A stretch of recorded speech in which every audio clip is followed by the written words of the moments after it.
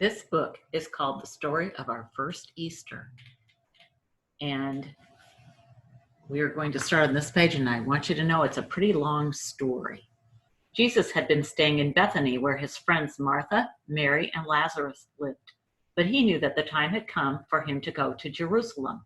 The people in Jerusalem wanted him to be their king, but Jesus knew that his Father in heaven had something even more important for him to do.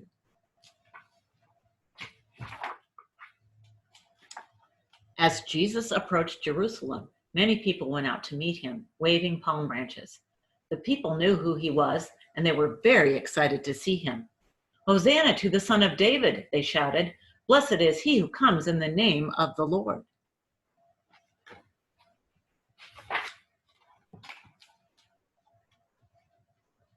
Several days later was Passover.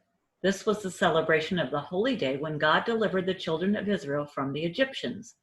Jesus and his 12 disciples got together at a friend's house in Jerusalem for a special Passover supper.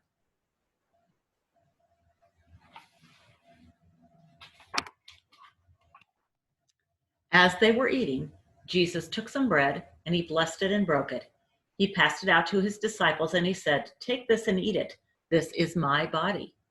Then he took his cup, gave thanks, and said, "All of you drink from it. This is my blood of the covenant, poured out for the forgiveness of sins."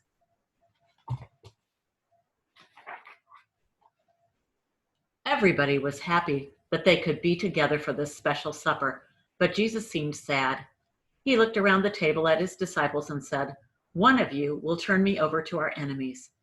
11 of his disciples couldn't believe their ears, but Judas knew what Jesus was talking about.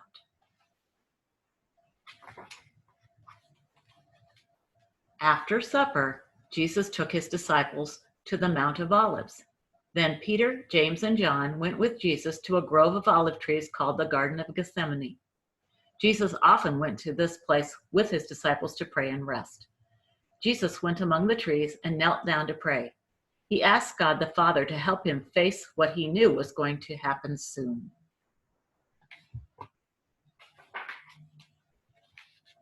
When Jesus came back to the 3 disciples, he found them sleeping and asked them to pray with him, but they fell asleep again. He went and prayed 2 more times. When the disciples awoke, they heard the noise of a crowd and saw the flashing of torches. The crowd was armed with swords, clubs, and spears. Judas rushed out from the crowd and greeted Jesus with a kiss as though he was glad to see him. The crowd knew Judas would kiss Jesus to betray him. They grabbed Jesus and arrested him.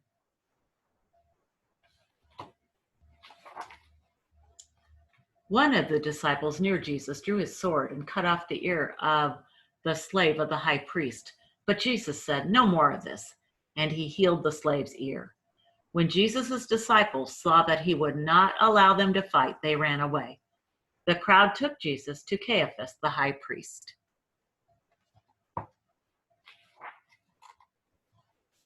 After a mock trial before Caiaphas, the crowd took Jesus to the Roman governor, Pontius Pilate, who ruled over Judea. He listened to their complaints about Jesus and offered either to set a criminal named Barabbas free or to set Jesus free. The crowd wanted Barabbas set free. Instead of telling them to let Jesus go, Pilate washed his hands, let Barabbas go, and let them have Jesus.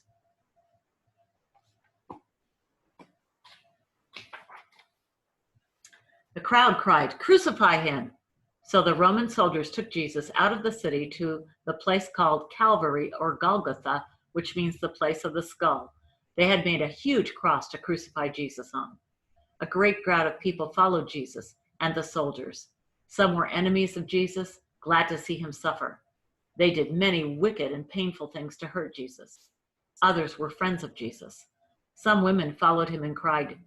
Jesus turned to them and said, "Do not cry for me."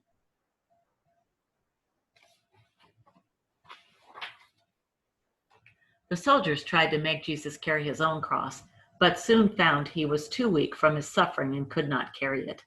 They chose a man named Simon, who was passing by, and they made him carry the cross to its place at Calvary.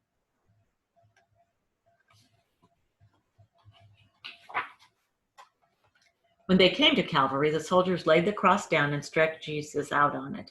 They drove nails through his hands and feet to fasten him to the cross. Then they stood the cross upright with Jesus upon it. While the soldiers were doing this dreadful work, Jesus prayed to God for them. He prayed, "Father, forgive them, for they do not know what they are doing."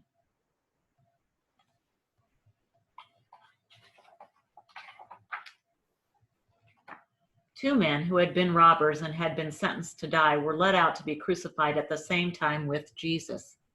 One was placed on a cross at his right side and the other at his left. Pilate ordered a sign hung over Jesus' head, which read, "This is Jesus of Nazareth, the King of the Jews." The people in the crowd looked at Jesus on the cross and mocked him. The priests and scribes said, "He saved others, but he cannot save himself. If you can come down from the cross, we will believe in you."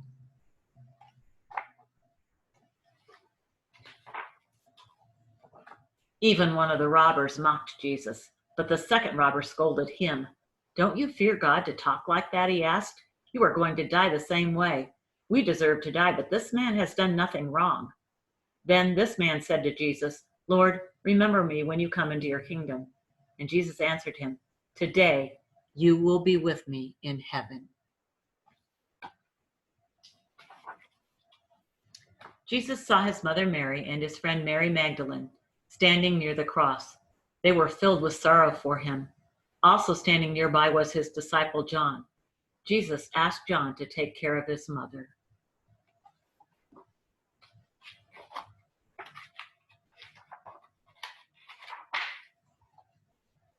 Then a sudden darkness came over the land. Jesus cried out, my God, why have you forsaken me? It is finished. Father, into your hands I give my spirit."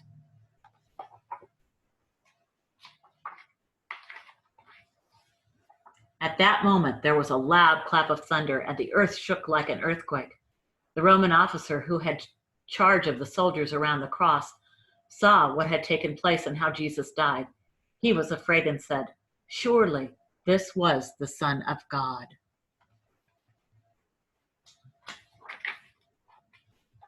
That evening, Joseph of Arimathea, a wealthy man who believed in Jesus, went to Pontius Pilate. He asked Pilate for permission to bury the body of Jesus. Joseph then took down his body from the cross and wrapped it in fine linen. Nicodemus, another man who believed in Jesus, brought precious spices, which they wrapped up with the body. Then they placed the body in the tomb, which is a cave dug out of rock. They covered the opening of the tomb with a large stone. The following morning, some of the people who had helped to crucify Jesus came to Pilate. They reminded him that Jesus had said, "After 3 days I will rise again." Pilate gave orders that the tomb be watched for 3 days to make sure that no one tried to take the body away.